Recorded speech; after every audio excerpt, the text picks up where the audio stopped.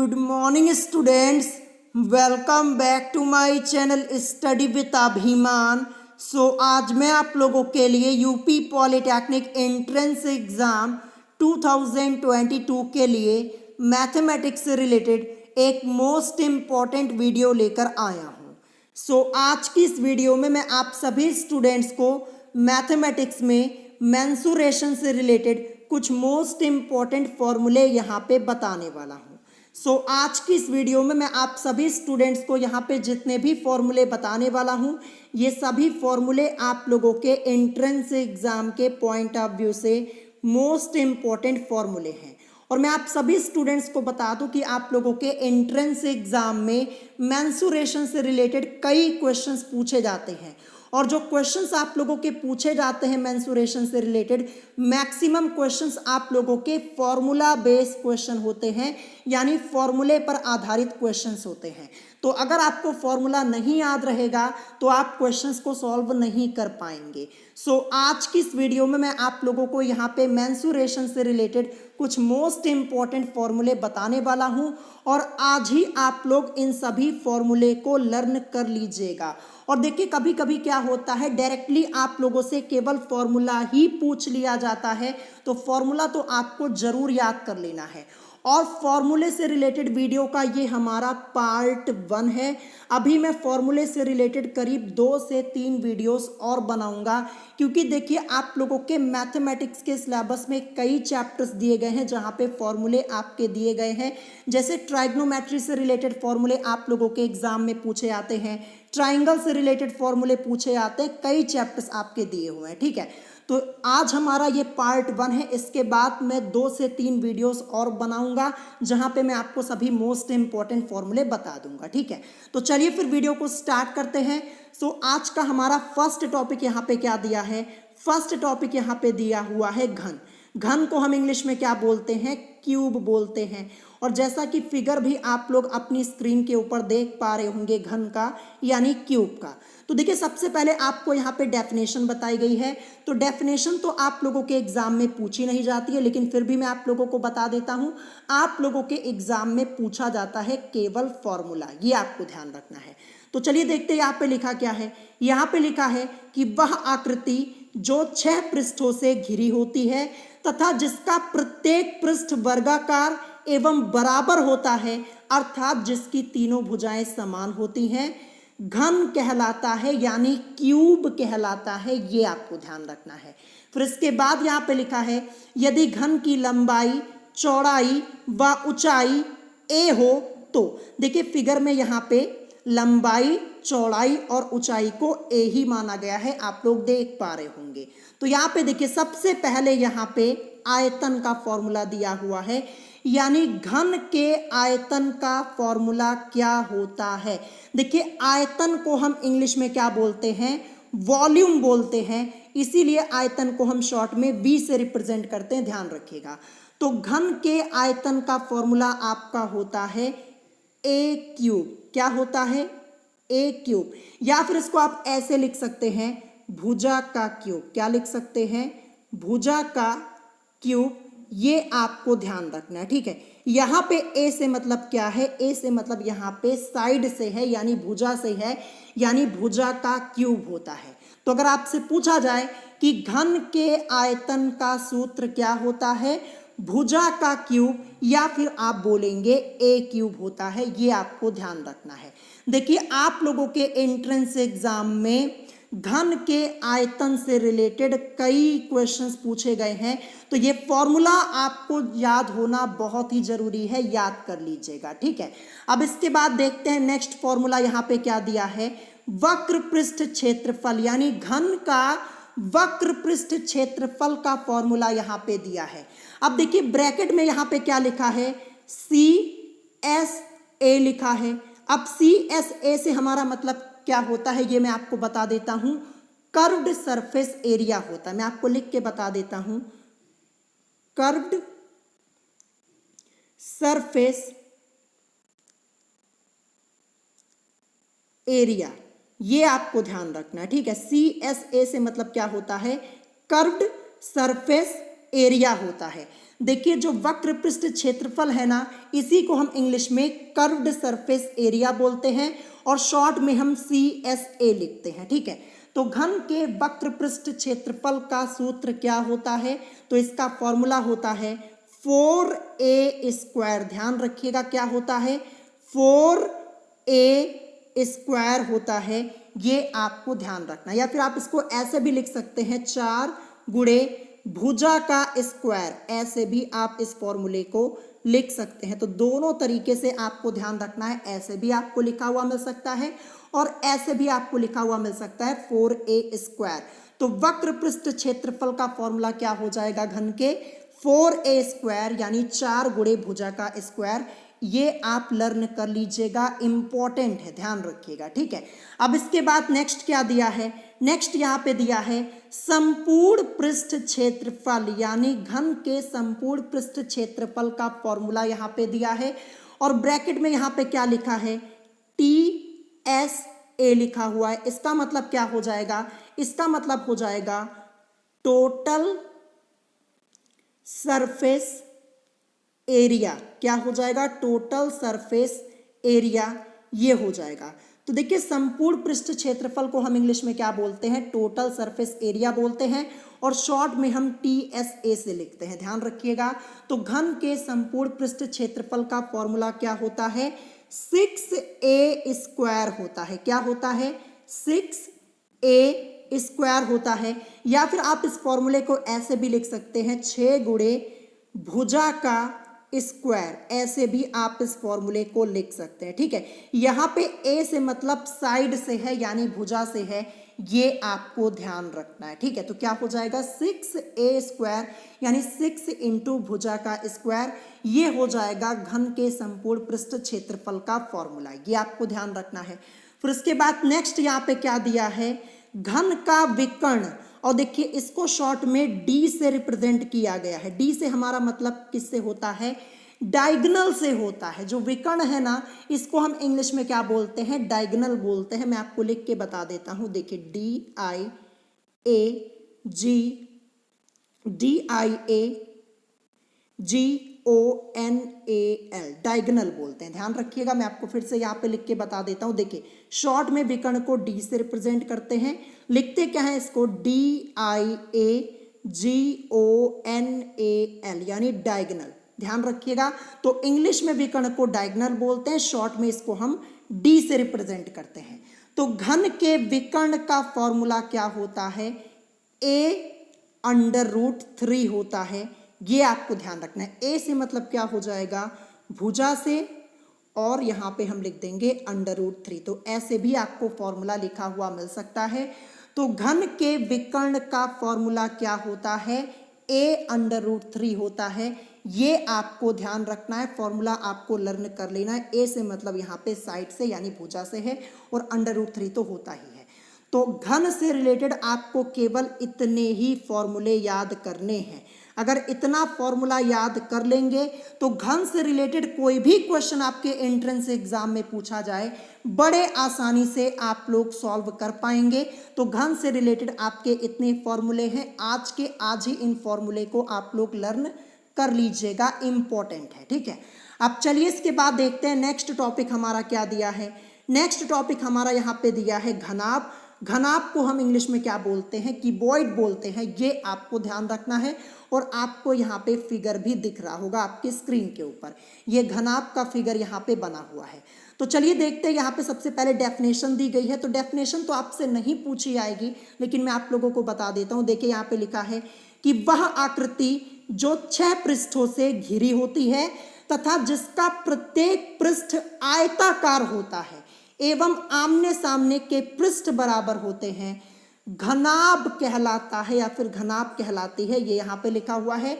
यदि घनाभ की लंबाई, चौड़ाई तथा ऊंचाई क्रमशः L, B तथा H हो तो, देखिए लंबाई को इंग्लिश में लेंथ बोलते हैं, इसीलिए यहाँ पे L लिखा गया है, और चौड़ाई को हम इंग्लिश में क्या बोलते हैं? ब्रेथ बोलते हैं, तो यहाँ पे B लिखा गया है, और ऊंचाई को इंग्लिश में हम हाइट बोलते हैं, इसीलिए यहाँ पे H लिखा गया है। ठीक है, यदि घनाभ की लंबाई यहाँ पे L, चौड़ाई यहाँ पे B तथा ऊंचाई H हो तो तो देखिए सबसे पहले यहाँ पे आयतन का फॉर्मूला दिया है, यानी घनाभ का आयतन। देखिए आयतन को इंग्लिश में हम वॉल्यूम बोलते हैं, इसीलिए शॉर्ट में इसको हम v से रिप्रेजेंट करते हैं।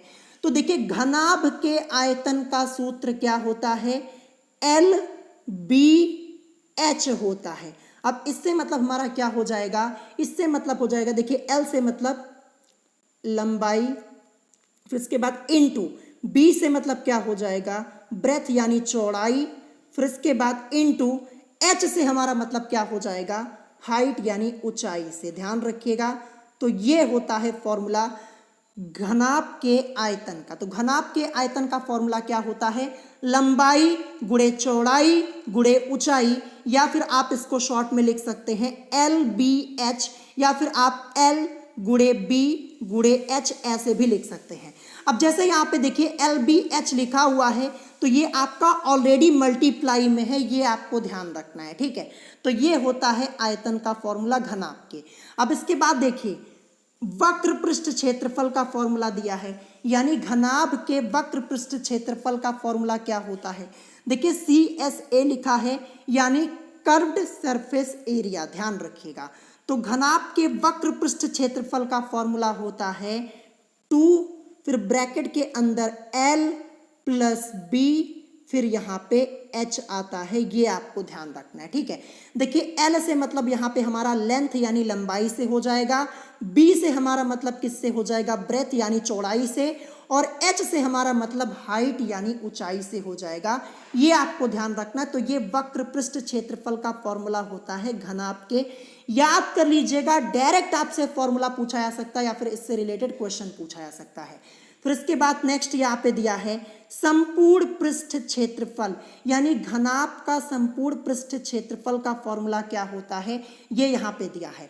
अब संपूर्ण पृष्ठ क्षेत्रफल ब्रैकेट में TSA लिखा है, यानी टोटल सरफेस एरिया। ध्यान रखिएगा, तो इसका फॉर्मूला क्या होता है, देखिए यहाँ पे लिखा हुआ है 2, फिर ब्रैकेट के अंदर LB, फिर इसके बाद प्लस BH, फिर प्लस HL होता है, ये आपको ध्यान रखना है।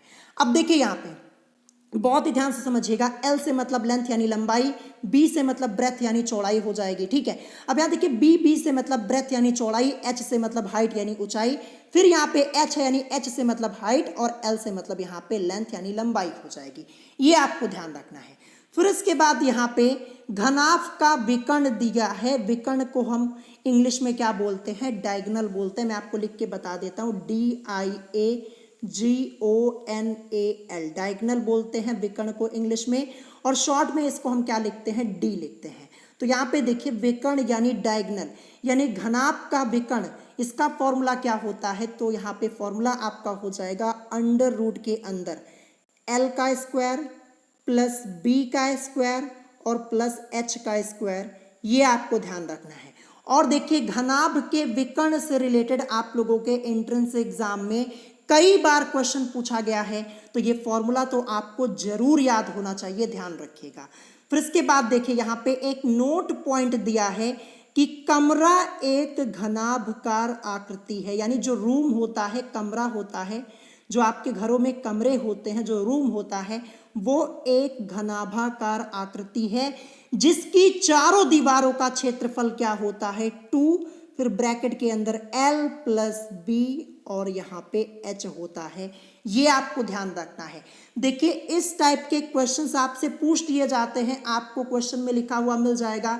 देखिए कमरे से रिलेटेड आपसे क्वेश्चन पूछा जाएगा, फिर आपसे पूछ लिया जाएगा कि चारों दीवारों का क्षेत्रफल क्या होगा, तो फॉर्मूला आप यही यूज करेंगे, ध्यान रखिएगा। जितने फॉर्मूले बता रहा हूं ये सब आपको आज के आज याद कर लेने हैं, क्योंकि कल भी मैं फॉर्मूले से रिलेटेड एक वीडियो बनाऊंगा, ये आपको ध्यान रखना है, ठीक है। तो यहाँ पे देखिए घनाभ से रिलेटेड आपको इतने फॉर्मूले याद करने हैं, ये आपको ध्यान रखना है। अगर इतना फॉर्मूला याद कर लिया, देखिए आपसे फॉर्मूला भी डायरेक्ट पूछा जाता है और प्लस क्वेश्चन तो पूछे ही जाते हैं। अगर फॉर्मूला याद रहेगा तो क्वेश्चन बड़ी आसानी से सॉल्व कर पाएंगे। और देखिए बेसिक लेवल के एकदम क्वेश्चन पूछे जाते हैं, फॉर्मूला बेस्ड क्वेश्चन घनाभ से रिलेटेड। अगर फॉर्मूला याद है तो क्वेश्चन तो आप आसानी से सॉल्व कर पाएंगे। ठीक है, अब चलिए इसके बाद देखते हैं नेक्स्ट टॉपिक हमारा क्या दिया है। नेक्स्ट टॉपिक हमारा शंकु है, जिसे हम इंग्लिश में क्या बोलते हैं, कोन बोलते हैं। फिगर यहाँ पे बना हुआ है जैसा कि आप लोग देख पा रहे होंगे। तो चलिए देखते, सबसे पहले डेफिनेशन यहाँ पे क्या लिखी हुई है कि किसी समकोण त्रिभुज की समकोण बनाने वाली भुजाओं में से किसी एक के परितः त्रिभुज को घुमाने से बनी आकृति लंब वृत्तीय शंकु कहलाती है, जिसे सामान्यतया शंकु कहते हैं यानी कोण कहते हैं। फिर इसके बाद लिखा, यदि शंकु के आधार की त्रिज्या r, देखिए ये आधार की त्रिज्या r, ऊंचाई यहाँ पे h और त्रियक ऊंचाई, ये त्रियक यानी तिरछी ऊंचाई l हो तो देखिए सबसे पहले शंकु के आयतन का सूत्र दिया है, वॉल्यूम का सूत्र, और शंकु के आयतन से रिलेटेड आपके एंट्रेंस एग्जाम में हर एक साल क्वेश्चन पूछा जाता है, तो फॉर्मूला तो आपको जरूर याद होना चाहिए। तो शंकु के आयतन का फॉर्मूला, आयतन को इंग्लिश में वॉल्यूम बोलते हैं, ये आपको ध्यान रखना है। ठीक है, यानी वॉल्यूम ऑफ कोन, इसका फॉर्मूला आपका क्या हो जाएगा, 1/3 पाई आर स्क्वायर एच। ध्यान रखिएगा ये आयतन का फॉर्मूला होता है। और देखिए आपको ये भी ध्यान रखना है कि देखिए जो पाई होती है, ये पाई की वैल्यू क्या होती है। जब आप मेंसुरेशन से रिलेटेड फॉर्मूले सॉल्व, देखिए मेंसुरेशन से रिलेटेड जब आप क्वेश्चन सॉल्व करते हैं तो वहां पे आप पाई की वैल्यू को क्या रखते हैं, 22/7 रखते हैं। ये आपको ध्यान रखना है, क्या रखते हैं आप यहाँ पे, 22/7 रखते हैं। ठीक है, और देखिए अगर हम 22 को यहाँ पे 7 से डिवाइड करें तो देखिए 7 3 21 होता है। अब यहाँ पे लेस करेंगे 22 में से 21 को तो 1 बचेगा। ठीक है, और पॉइंट लगाएंगे, 0 बढ़ाएंगे, फिर यहाँ पे 7 1 7 हो जाएगा, 10 में से 7 जाएगा, बचेगा 3, फिर यहाँ पे हम 0 बढ़ा सकते हैं और फिर इसके बाद 7 4 28, बस यहीं तक सॉल्व करते हैं। तो एक वैल्यू आपको और मिलती है, क्या मिलती है, 3.14। ध्यान रखिएगा ये दोनों वैल्यूज आपको ध्यान रखनी है पाई की। एक तो वैल्यू होती है 22/7, ये आप रखते हैं जब आप मेंसुरेशन से रिलेटेड क्वेश्चंस को सॉल्व करते हैं, जब फॉर्मूले में आपको पाई लिखा हुआ मिलता है। ठीक है, और दूसरी वैल्यू आपकी होती है 3.14। देखिए जब आप 22/7 यहाँ पे इसको सॉल्व करेंगे, सॉल्व करने पर 3.14 मिलेगा। दशमलव के 2 अंक तक ही हम सॉल्व करते, तो एक वैल्यू आपकी 3.14 भी होती है। ये भी वैल्यू हम पुट करते हैं। ध्यान रखिएगा जैसे क्वेश्चन होता है उसी के अकॉर्डिंग हमें वैल्यू पुट करनी होती है। ठीक है, तो यहाँ पे देखिए शंकु के आयतन का formula 1/3 pi R square H होता है, ध्यान रखिएगा। फिर इसके बाद वक्र पृष्ठ क्षेत्रफल, यानी शंकु का वक्र पृष्ठ क्षेत्रफल क्या होता है, इसका फॉर्मूला क्या होता है, CSA यानी कर्व्ड सरफेस एरिया। ध्यान रखिएगा, तो इसका फॉर्मूला होता है पाई आर एल, ये आपको ध्यान रखना है। वक्र पृष्ठ क्षेत्रफल का फॉर्मूला क्या होता है, पाई आर एल होता है। ये फॉर्मूला आपसे डायरेक्ट पूछा जा सकता है और वक्र पृष्ठ क्षेत्रफल से रिलेटेड क्वेश्चंस भी आपके पूछे आते हैं, तो याद कर लीजिएगा। फिर इसके बाद यहाँ पे संपूर्ण पृष्ठ क्षेत्रफल यानी TSA यानी टोटल सरफेस एरिया, जो कि आपका शंकु का, इसका फॉर्मूला क्या होता है, इसका फॉर्मूला होता है पाई आर। फिर इसके बाद ब्रैकेट के अंदर आपका यहाँ पे क्या होता है, R + L होता है। ये आपको ध्यान रखना है, ये होता है संपूर्ण पृष्ठ क्षेत्रफल का फॉर्मूला शंकु के, ध्यान रखिएगा। फिर इसके बाद त्रियक ऊंचाई यानी शंकु की त्रियक ऊंचाई, जिसको हम L से रिप्रेजेंट करते हैं, तो इसका फॉर्मूला होता है L = h² + r²। और शंकु की त्रियक ऊंचाई से रिलेटेड एक क्वेश्चन पूछा गया था यूपी पॉलिटेक्निक एंट्रेंस एग्जाम 2020 में, आप लोग चेक कर लीजिएगा। तो फॉर्मूला तो आपको त्रियक ऊंचाई वाला याद होना ही चाहिए।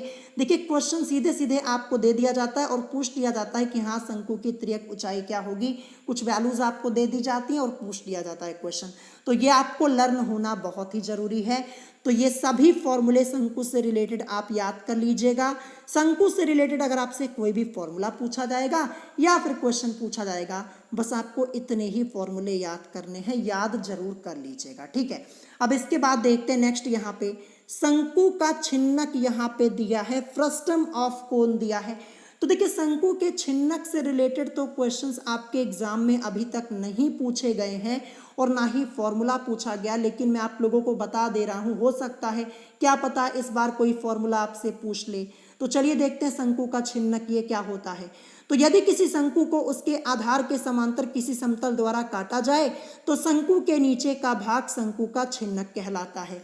यदि छिन्नक के सिरों की त्रिज्याएं यहाँ पे देखिए स्मॉल आर व कैपिटल आर हो तथा छिन्नक की ऊंचाई h हो तब, तो जैसा कि आप लोग देख पा रहे होंगे यहाँ पे फिगर में भी यहाँ पे हाइट दी गई है h, यहाँ पे त्रिज्याएं दी गई हैं, एक स्मॉल आर है, कैपिटल आर है और यहाँ पे छिन्नक की ऊंचाई h आपकी दी हुई है जैसा कि आप लोग देख पा रहे होंगे। ठीक है, ये जैसा कि आप लोग यहाँ पे देख पा रहे होंगे।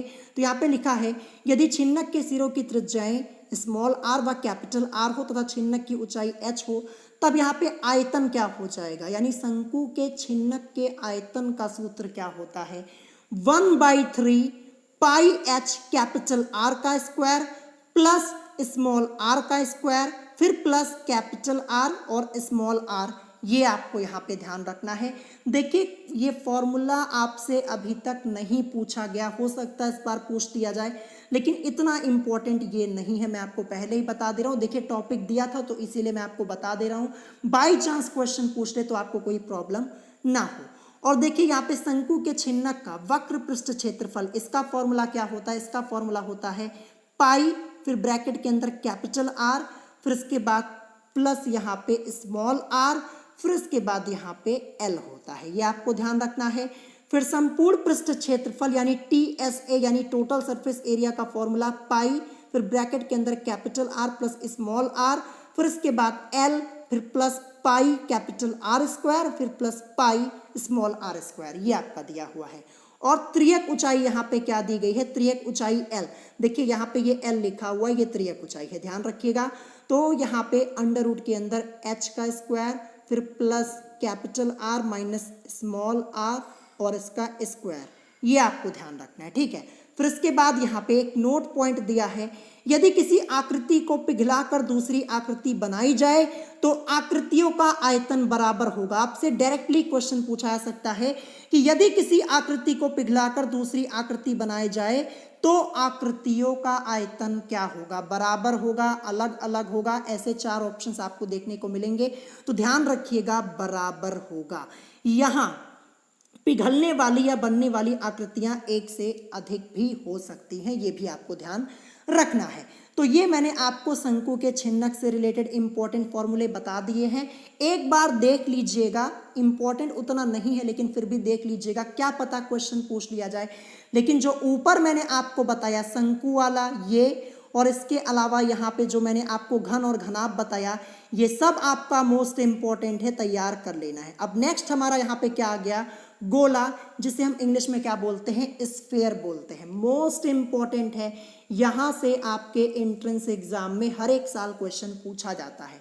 अब देखिए यहाँ पे सबसे पहले डेफिनेशन दी गई है कि ऐसी आकृति जिसकी सतह का प्रत्येक बिंदु एक निश्चित बिंदु से समान दूरी पर स्थित हो, गोला यानी स्फीयर कहलाता है।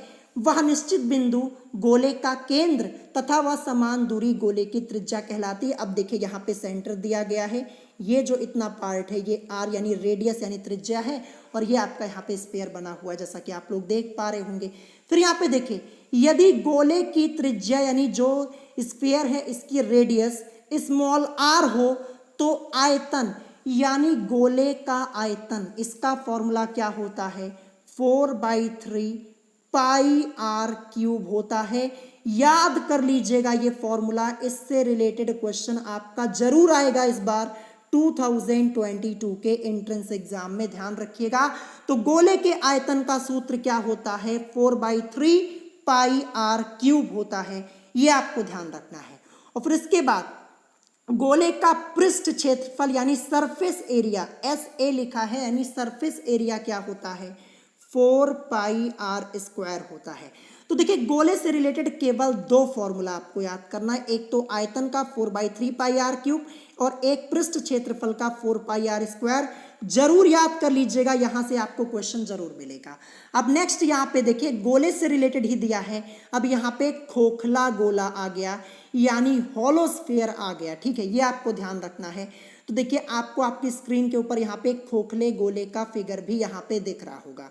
फिर यहाँ पे देखिए लिखा है कि समान केंद्र और विभिन्न त्रिज्याओं से बने दो गोलों से मिलकर बनी आकृति खोखला गोला यानी होलोस्फीयर कहलाता है या फिर कहलाती है, ऐसा आप बोल सकते हैं, ठीक है। क्या लिखा है, समान केंद्र यानी सेंटर जो होगा, केंद्र जो होगा वो तो समान होगा, लेकिन यहाँ पे क्या लिखा है, समान केंद्र और विभिन्न त्रिज्याओं से, यानी जो रेडियस होगी वो डिफरेंट होगी, ये आपको ध्यान रखना है। तो समान केंद्र और विभिन्न त्रिज्याओं से बने दो गोलों से मिलकर बनी आकृति खोखला गोला यानी होलोस्फीयर कहलाती है।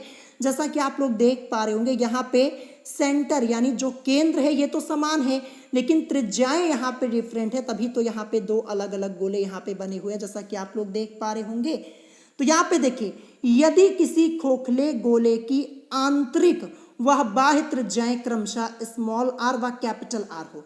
देखिए यहाँ पे जो आंतरिक त्रिज्या है खोखले गोले की उसको स्मॉल आर से रिप्रेजेंट किया गया है, और जो यहाँ पे बाह्य त्रिज्या है उसको कैपिटल आर से रिप्रेजेंट किया गया है, ये आपको ध्यान रखना है, ठीक है। तो यहाँ पे देखिए क्या लिखा है, यदि किसी खोखले गोले की आंतरिक व बाह्य त्रिज्याएं क्रमशः स्मॉल आर व कैपिटल आर हो, तब खोखले गोले का आयतन क्या हो जाएगा, 4/3π कैपिटल आर का क्यूब माइनस स्मॉल आर का क्यूब। देखिए इस टॉपिक से रिलेटेड मैंने आप लोगों को करीब 7 से 8 क्वेश्चन सॉल्व कराए हैं इंपॉर्टेंट क्वेश्चन आंसर की सीरीज में, यानी खोखले गोले से रिलेटेड सभी क्वेश्चन मैंने आपको करा दिए हैं, प्रैक्टिस कर लीजिएगा और ये फॉर्मूला याद कर लीजिएगा, एक ही फॉर्मूला है आयतन से रिलेटेड बस।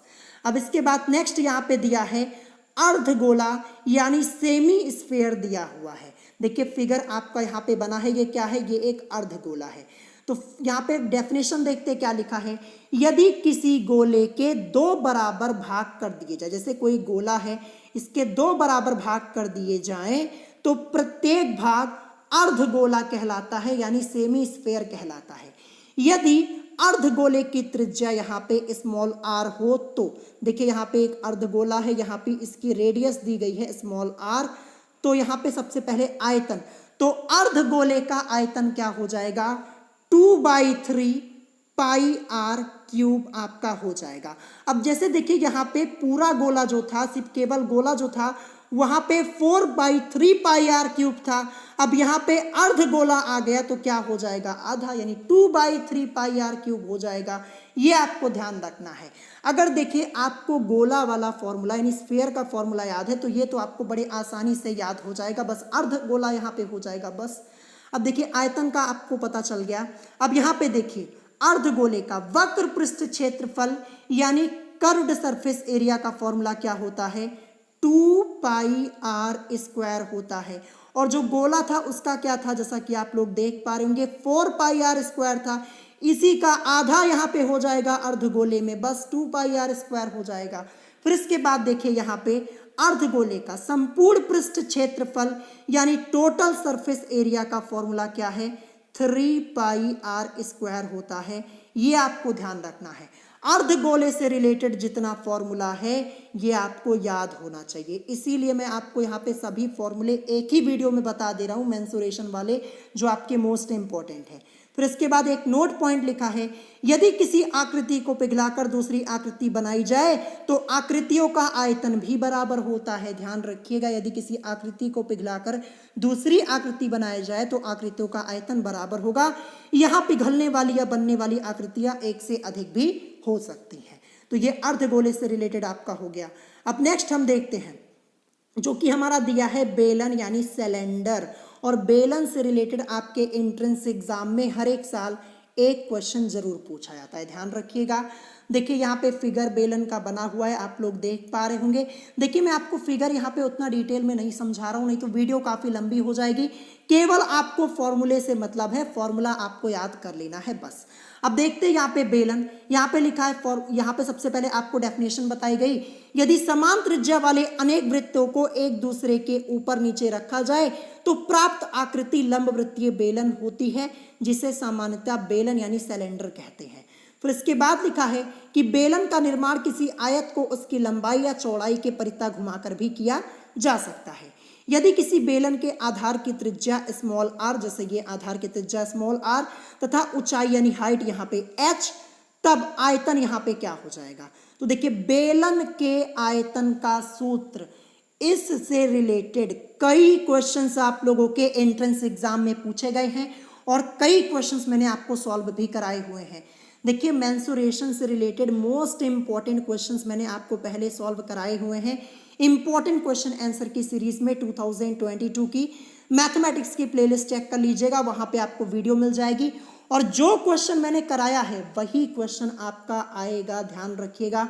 लास्ट ईयर 2021 में वही क्वेश्चन पूछे गए थे मेंसुरेशन से रिलेटेड जो मैंने करवाए हुए थे, तो एक बार पढ़ लीजिएगा। तो देखिए बेलन के आयतन का सूत्र, इसका यानी बेलन का वॉल्यूम क्या होता है, आयतन क्या होता है, पाई आर स्क्वायर एच होता है। और देखिए पाई की वैल्यू अभी ऊपर मैंने आपको क्या बताई, एक तो 22/7 ये आपको रखनी होती है, या फिर आपको 3.14 भी मिलता है वैल्यू, आपको ध्यान रखिएगा। ये 3.14 कैसे आया था मैंने आपको बताया डिवाइड करके सॉल्व करने पर। तो देखिए जैसे कंडीशन होती है उसी के हिसाब से हम वैल्यूज को पुट करते हैं, ये आपको यहाँ पे ध्यान रखना है, ठीक है। तो ये मैंने आपको बता दिया। अब इसके बाद देखिए बेलन के वक्र पृष्ठ क्षेत्रफल का फॉर्मूला क्या होता है, यानी आपका कर्व्ड सरफेस एरिया का क्या होता है सिलेंडर का, वो आपका होता है 2πr/h। ये आपके एग्जाम में देखिए बेलन से रिलेटेड डायरेक्ट आपसे क्वेश्चन पूछा जा सकता है, फॉर्मूले से रिलेटेड ऐसे पूछ दिया जाएगा कि बेलन के वक्र पृष्ठ क्षेत्रफल का फॉर्मूला होता है, इसका सूत्र होता है। 4 ऑप्शन दे दिए जाएंगे जिसमें आपको 2πr/h भी लिखा हुआ मिलेगा, तो आपको ये फॉर्मूला याद होना चाहिए। फिर इसके बाद यहाँ पे संपूर्ण पृष्ठ क्षेत्रफल दिया है बेलन का, यानी टोटल सरफेस एरिया क्या होता है 2πr, और फिर ब्रैकेट के अंदर r+h होता है। ये सब फॉर्मूले आप लोगों ने क्लास 8th में पढ़े होंगे, छोटी क्लासेस में पढ़ाया जाता है, ठीक है। तो फॉर्मूला आपको याद होना जरूरी है। ये तो मैंने आपको यहाँ पे बेलन से रिलेटेड बता दिया। अब इसके बाद हमारा आएगा खोखला बेलन यानी हॉलो सिलेंडर। देखिए फिगर आप लोग अपनी स्क्रीन के ऊपर देख पा रहे होंगे। तो डेफिनेशन सबसे पहले लिखी है यहाँ पे कि खोखला बेलन समान ऊंचाई तथा विभिन्न त्रिज्याओं के 2 बेलनों से बनी आकृति है। यदि किसी खोखले बेलन की आंतरिक त्रिज्या स्मॉल आर, बाह्य त्रिज्या कैपिटल आर तथा ऊंचाई h हो तब। तो देखिए यहाँ पे क्या लिखा है, आंतरिक त्रिज्या क्या है स्मॉल आर, देखिए ये बाह्य त्रिज्या कैपिटल आर और हाइट यहाँ पे h दी गई है। तो सबसे पहले खोखले बेलन का आयतन क्या होता है, तो खोखले बेलन का आयतन होता है πh फिर capital R square minus small R square. Capital R से मतलब हमारा क्या हो जाएगा, ये बाह्य त्रिज्या है और स्मॉल आर यहाँ पे आंतरिक त्रिज्या है, ये आपको ध्यान रखना है। फिर इसके बाद खोखले बेलन का वक्र पृष्ठ क्षेत्रफल, इसका फॉर्मूला क्या होता है, यानी curved surface area of cylinder, इसका फॉर्मूला होगा 2πh capital R plus small R. Capital R से मतलब बाह्य त्रिज्या, स्मॉल आर से मतलब आंतरिक त्रिज्या। फिर इसके बाद यहाँ पे संपूर्ण पृष्ठ क्षेत्रफल दिया है खोखले बेलन का, यानी टोटल सरफेस एरिया क्या होता है 2πh capital R plus small R plus 2π capital R का स्क्वायर माइनस स्मॉल आर का स्क्वायर। तो ये होता है संपूर्ण पृष्ठ क्षेत्रफल का फॉर्मूला। तो यहाँ पे मैंने आपको बता दिया। तो आज की इस वीडियो में मैंने आप लोगों को जितने भी फॉर्मूले यहाँ पे बताए हुए हैं एक बार अच्छे से आज ही इनका रिवीजन कर लीजिएगा। मैं आपको बता दूं घन वाला मोस्ट इंपॉर्टेंट है, जरूर आपको सभी फॉर्मूले याद करने होंगे घन से रिलेटेड, ध्यान रखिएगा। फिर इसके बाद घनाभ से रिलेटेड ये भी आपका मोस्ट इंपॉर्टेंट है। फिर शंकु वाला आपका मोस्ट इंपॉर्टेंट है। फिर इसके बाद शंकु का छिन्नक, इसे एक बार देख लीजिएगा क्योंकि यहाँ से क्वेश्चन अभी तक नहीं पूछा गया, तो हो सकता है इस बार भी ना पूछा जाए। फिर इसके बाद देखिए यहाँ पे गोला यानी स्पेयर, ये तो आपको जरूर तैयार करना है, मोस्ट इंपॉर्टेंट है। देखिए मैंने यहाँ पे मोस्ट इंपॉर्टेंट फॉर्मूले ही सेलेक्ट किए हैं, वैसे तो मेंसुरेशन में बहुत सारे फॉर्मूले आपके दिए गए हैं, लेकिन जो बता रहा हूँ ये आपका मोस्ट इंपॉर्टेंट है। खोखला गोला, अर्धगोला, फिर इसके बाद यहाँ पे आपका बेलन आ गया, फिर इसके बाद यहाँ पे खोखला बेलन आ गया। ठीक है, तो अगर आज की इस वीडियो में आप लोगों को कोई बात नहीं समझ में आई हो तो आप मुझसे कमेंट करके क्वेश्चन पूछ सकते हैं, और अगर वीडियो पसंद आई हो तो वीडियो को लाइक करना मत भूलिएगा, और साथ ही साथ हमारे चैनल स्टडी विद अभिमान को सब्सक्राइब करना मत भूलिएगा। तो अभी भी मैं फॉर्मूले से रिलेटेड 2 से 3 वीडियोस और बनाऊंगा, ध्यान रखिएगा, क्योंकि कई चैप्टर्स हैं जहाँ पे आपके फॉर्मूले दिए गए हैं, जहाँ से आपके एग्जाम में क्वेश्चन पूछे जाते हैं, ध्यान रखिएगा। तो आज की वीडियो में इतना ही, मिलेंगे नेक्स्ट वीडियो में। Thanks for watching.